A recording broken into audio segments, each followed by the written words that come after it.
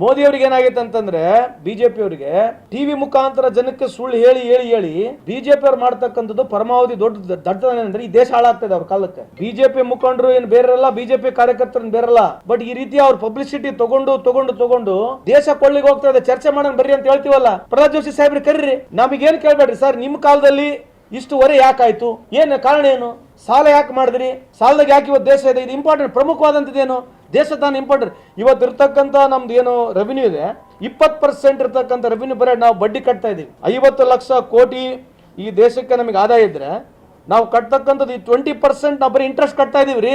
ಇದು ಚರ್ಚೆ ಬೇಡ, ಇದು ವೆರಿ ಇಂಪಾರ್ಟೆಂಟ್ ಪಾಯಿಂಟ್ ಅಲ್ವಾ? ಇದ್ರ ಬಗ್ಗೆ ಚರ್ಚೆ ಆಗಬಾರ್ದು. ಇಂಥವ್ ಯಾವ ಮಾತಾಡೋದು ಬೇಡ. ಜನಕ್ಕೆ ಎಜುಕೇಟೆಡ್ ಮಾಡಬೇಕು, ಪಾಲಿಸಿ ಬಗ್ಗೆ ಮಾತಾಡೋದು ಬೇಡ. ಧರ್ಮ ಜಾತಿ ದಿನ ಬೆಳಗಿದ್ರೆ ಹೊಡಿ ಚರ್ಚೆ ಮಾಡಿದ್ರ ಬಗ್ಗೆ ಆಯ್ತು. ಇಂದು ಅಂತ ಇವ್ರು ಮಾತನಾಡ್ತಾರೆ ಸುಮ್ಮನೆ ಉದಾಹರಣೆಗಳನ್ನ. ಶಕ್ತಿ ಪೀಠಗಳು ಯಾರ ಕಾಲದಲ್ಲಿ ಇದ್ರಿ? ಈ ಶಕ್ತಿ ಪೀಠಗಳು ಯಾವಾಗ ಪ್ರಾರಂಭ ಆಯ್ತು, ಯಾರ ಕಾಲದಲ್ಲಿ ಇತ್ತು ಶಕ್ತಿ ಪೀಠಗಳು? ಆಯ್ತು, ಇವ್ರು 10 ವರ್ಷದಲ್ಲಿ ಎಷ್ಟು ಗುಡಿಗಳು ಕಟ್ಟರೆ ನೈತಾ? ಅಗಲಾಲ ದಿನ ಬೆಳಗ್ಗೆ ಇದ್ರೆ ಹಿಂದೂ ಅಲ್ಲೇ ಅದೇನ್ ಅರ್ಧ ಕಟ್ಟಿರೋದು, ಅದರ ನಮ್ದು ದುಡ್ಡಿನ ಕಟ್ಟಿರೋದು. ಒಂದು ಕಟ್ಟಿ ನಾವೆಷ್ಟು ಗುಡಿಗಳು ಕಟ್ಟಿರ್ಬೋದು ಅಂದ್ರೆ ತೆರೆ ಕೂದಲ ಎಷ್ಟದ ಅಷ್ಟು ಗುಡಿಗಳು ಕಟ್ಟಾರ ಕಾಂಗ್ರೆಸ್ನವರು. ನಾವು ಗುಡಿಗಳು ಕಟ್ಟಿವಿ, ಮಸ್ಜಿದ್ ಕಟ್ಟಿವಿ, ಚರ್ಚ್ಗಳು ಕಟ್ಟಿವಿ, ಗುರುದ್ವಾರಗಳು ಕಟ್ಟಿದ್ದೇವೆ ಅಲ್ವಾ? ನಾವು ಎಲ್ಲರನ್ನ ನಮ್ಮ ಕಲ್ತೀವಿ. ಇವ್ರು ಬರೇ ಬಿಜೆಪಿ ಅವರು ಹಿಂದೂ ಅಂತ ಹೇಳಿ ಹಿಂದೂ ಜನಕ್ಕೆ ಮೋಸ ಮಾಡಿ ಇವತ್ತಾಯ್ತು. ಹಿಂದೂ ಯಾರು ಬಡತನ ಹೊರಗದಾರೆ? ಬಡತನ ರೇಖೆಗಿಂದ ಯಾರು ಹಿಂದೂಗಳು ಹೊರಗೆ ಬಂದಾರ?